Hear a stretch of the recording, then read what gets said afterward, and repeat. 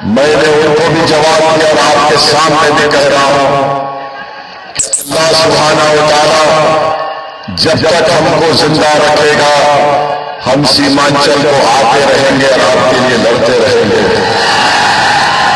11 साल पहले जब मैं आया था तो मुझे आजाद कहने दीजिए कि मैंने आपकी आंखों में इखलास को देखा, मैंने आपकी जबान से सच्चाई को अदा करते हुए देखा, मैंने इस बात को भी महसूस किया कि भारत में अगर कोई ऐसा इलाका है जहां पर हुक्मरानों ने अपने जुल्म और जबर की ताकत की बुनियाद पर उनको 75 साल से पसमानदा रखा और सीमांचल है।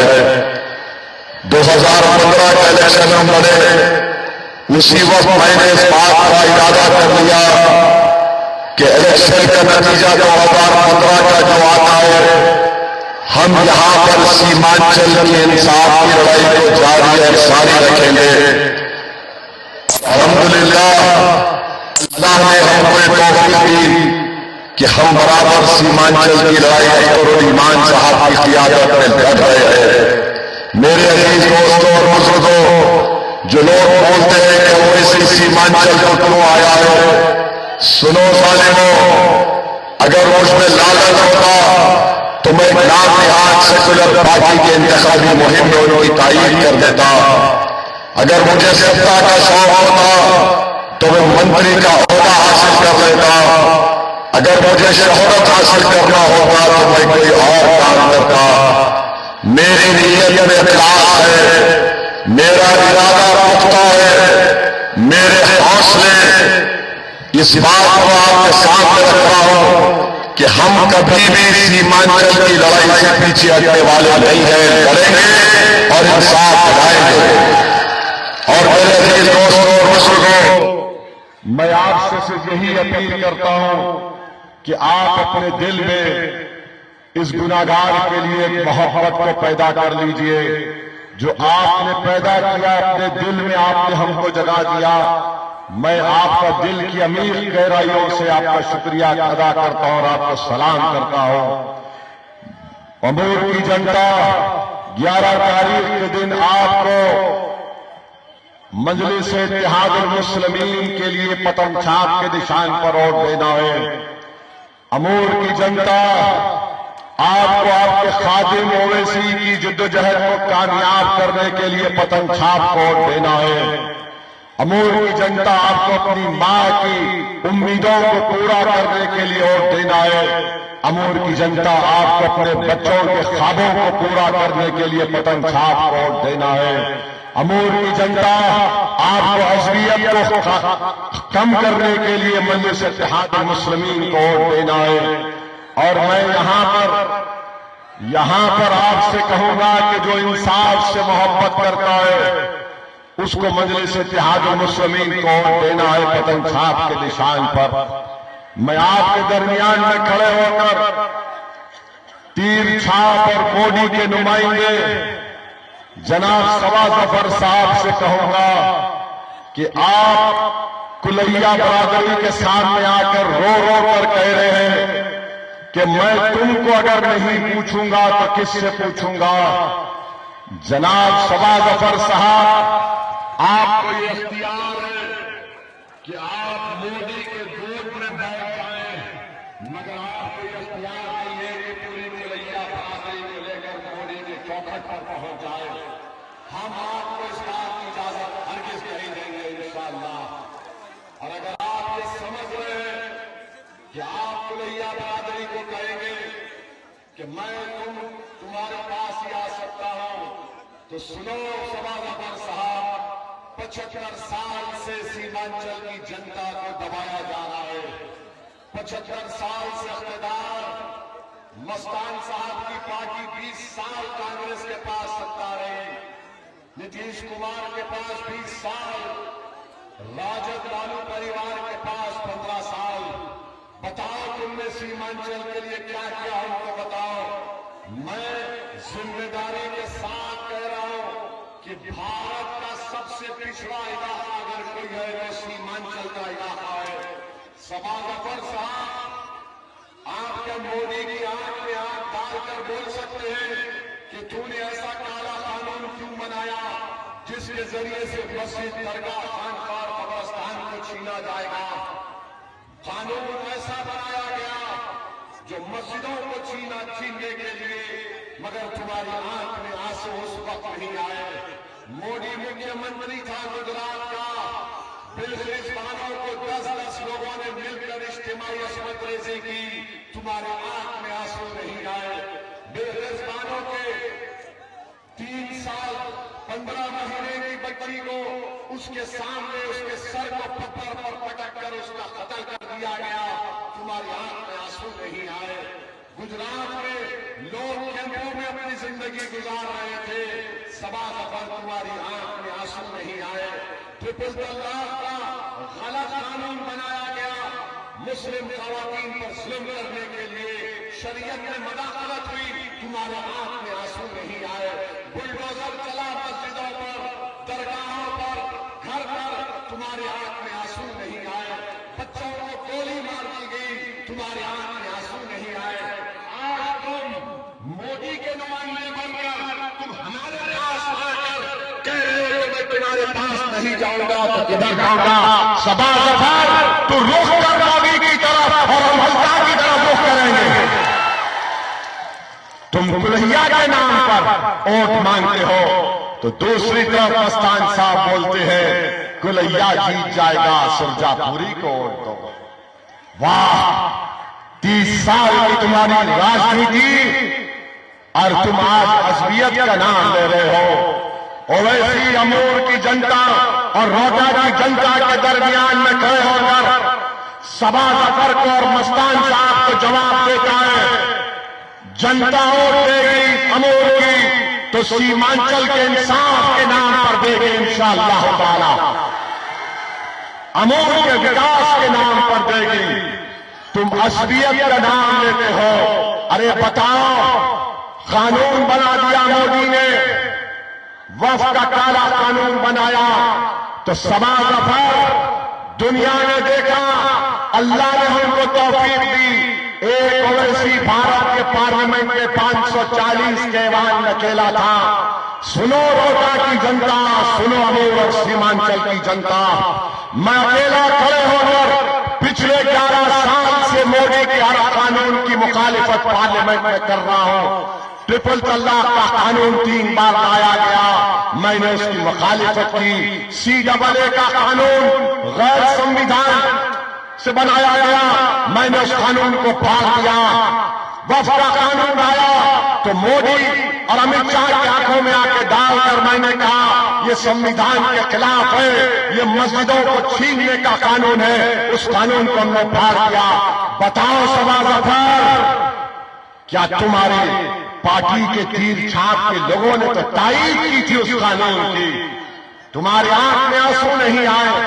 और मस्तान साहब, आपको अल्लाह ने 30 साल का मौका दिया, आप अख्तरुल ईमान को गाली देते हैं। मेरे पास शायद उनका वो गाली का वीडियो है, सुनाता हूं आपको।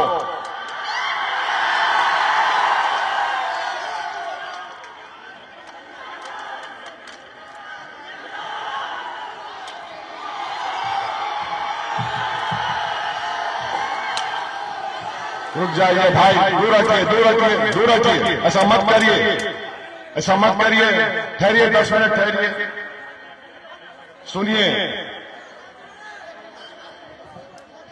शैतान को जवाब देंगे, उस हरामजादा शैतान का भगवान को जवाब देंगे। क्या बोल रहे हैं अख्तरुल ईमान को, देखिए, सुनिए आराम से। शैतान को जवाब देंगे, उस हरामजादा शैतान का भगवान को जवाब देंगे। शैतान और हरामजादा कह रहे अख्तरुल ईमान को। आप बताइए, एक आदमी इस तरह की गाली देता है और फिर कहता है सुरजापुरी के नाम पर वोट दो। बताओ क्या हो गया, तुम इस उम्र के हिस्से में आए हो, तुम 80 साल 85 साल के हो चुके हो मस्तान साहब, और तुम इस तरह की बकवास गाली देते हो। क्या बताइए, ये जबान है उनकी। एक चुनाव जीतने के लिए मस्तान साहब अख्तरुल ईमान को गाली दे रहे हैं। 30 साल तुमने अमूर की जनता को धोखा दिया। मैं खड़े होकर तुम्हारे नाम से अरे तुरे से नहीं बात करता हूं, मस्तान साहब कह रहा हूं। हम सीमांचल के इंसाफ की लड़ाई लड़ रहे हैं मस्तान साहब। याद रखो, ओवैसी ऐसा सैलाब पैदा करेगा 11 तारीख के दिन। ये सैलाब बिहार का होगा, तुम तिनके की तरह बह जाओगे इंशाअल्लाह ताला। देखना मेरे भाई, इनके पास दिखाने को कुछ नहीं है, ना सबा जफर के पास है ना मस्तान के पास है। और जो लोग गाली दे रहे हैं, हम तुमको बताना चाहेंगे कि तुम्हारी गाली का जवाब सीमांचल की जनता वोट से देगी इंशाअल्लाह ताला। तुम्हारे गाली का जवाब सीमांचल की जनता वोट से देगी। और तुम्हारी गाली जो तुम दे रहे हो ना मस्तान साहब, इंशाअल्लाह ताला मैं आपके सामने बता रहा हूं, कांग्रेस पार्टी से इनका ताल्लुक है। मस्तान साहब आपको जवाब थे होंगे भागलपुर 1989 29 अक्टूबर। बोलो मस्तान साहब, जब खेतों में 1000 लोगों की लाशें पड़ी थी, न कफन दिया गया न दफन किया गया, वो लाशें वहीं पड़ती रही, उन लाशों के ऊपर फूल गोभी उग गई। मस्तान साहब, अगर मरने वाला तुम्हारा भाई होता तो तुम गाली नहीं देते, मगर मरने वाला तुम्हारा भाई नहीं था, मगर तुम्हारा दीनी भाई था। तुम आज खामोश हो गए उस वक्त। भागलपुर का फसाद, बदतरीन फसाद, 6 दिसंबर तुमने गाली दी मस्तान साहब, मैं अपनी मस्जिद से महरूम हो गया। इंसाफ का कत्ल हुआ, मगर मस्तान साहब मस्त थे। आज एक मर्द मुजाहिद सीमांचल की लड़ाई के लिए खड़ा हुआ तो उसको शैतान और क्या क्या बकवास अनाप शनाप करते हैं।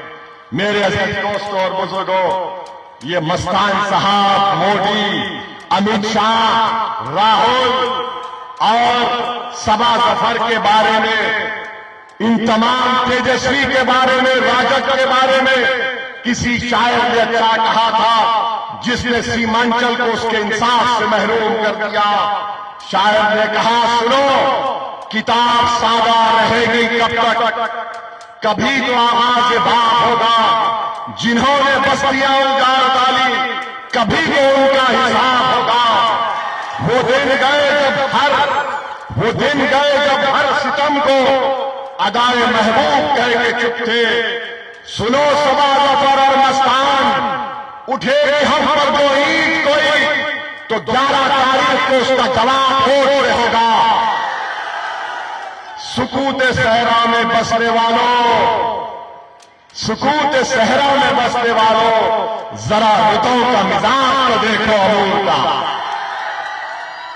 तुम अगर ये समझ रहे हो कि गुरूर और तकब्बुर की बुनियाद पर तुम ये इलेक्शन जीत जाओगे, तो सुनो जालिमों, अगर तुम फिरौन हो तो इब्राहिम आएगा, अगर तुम नमरूद हो तो मूसा आएगा, तुम यजीद हो तो हुसैन आएगा, अगर तुम बादशाह समझते तो शेख मुजद्दिद अल-फिसानी आएगा, तुम जालिम हो तो टीपू सुल्तान आएगा, तुम अगर अंधेरा हो तो नूर आएगा, तुम झूठ हो तो सच आएगा, तुम बातिल हो तो हक आएगा।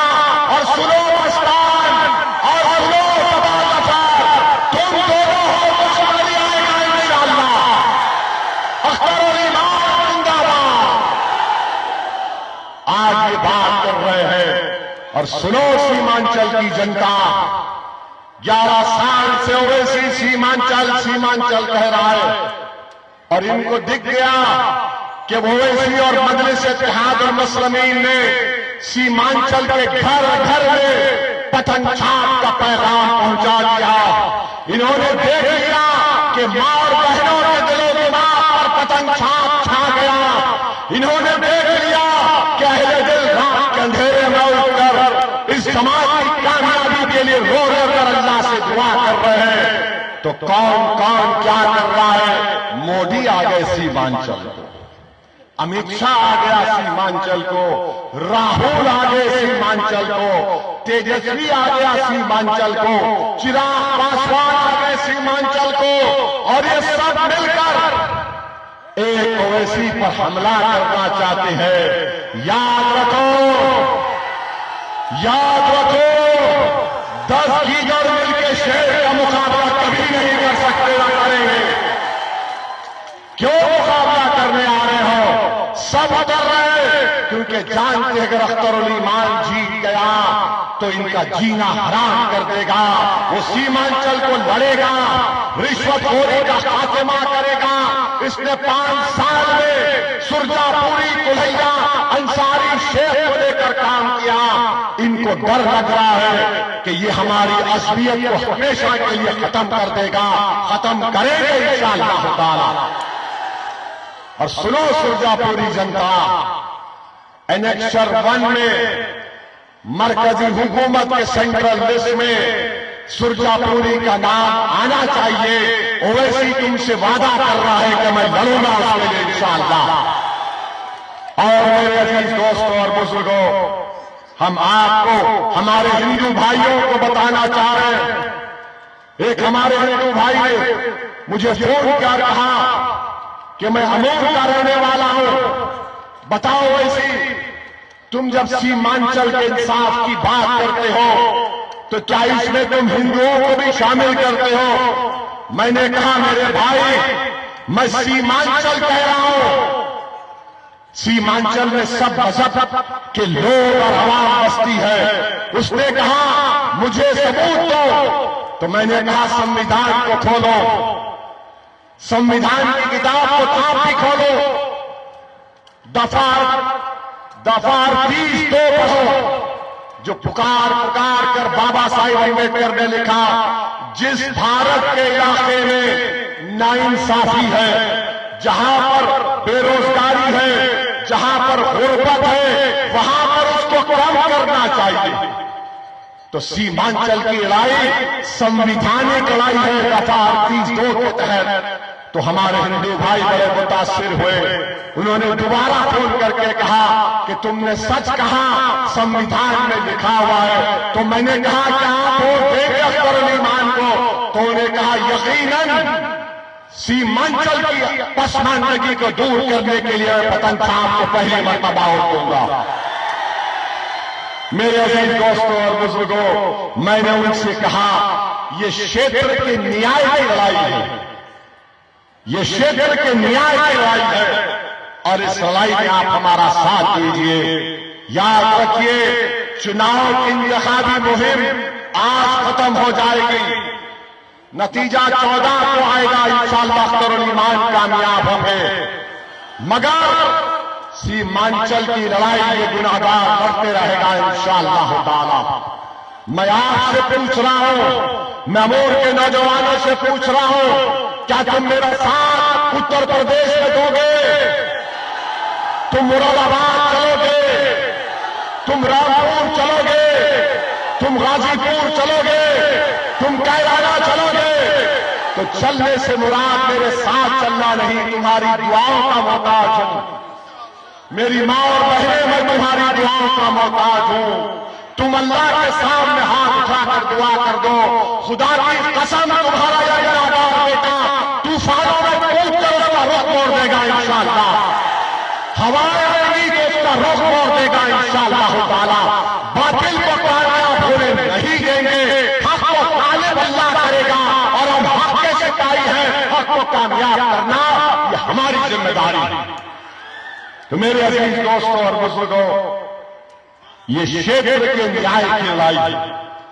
हम ईद का जवाब पत्थर से नहीं देंगे, हम ईद का जवाब पत्थर से नहीं देंगे, हम ईद का जवाब पतन छाप को देकर देंगे।